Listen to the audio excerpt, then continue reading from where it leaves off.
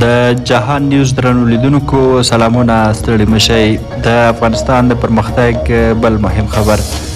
د افغانستان لومړنی ترانزیتي اورګاډی د ترکیې وان ته ورسېده. د ایران د اسنا خبري اژانس د خبر له مخې د افغانستان لومړنی ترانزیتي اورګاډی له 40 ورځو وروسته نن د ترکیې وان ښار ته ورسېده.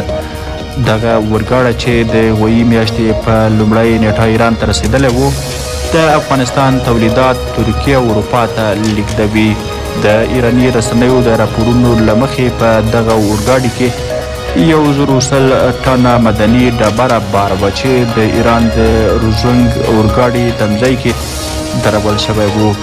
درنو لیدونکو، که زموږ له چینل سره ځای شوي یاست، هیله ده چینل سبسکرایب کړئ.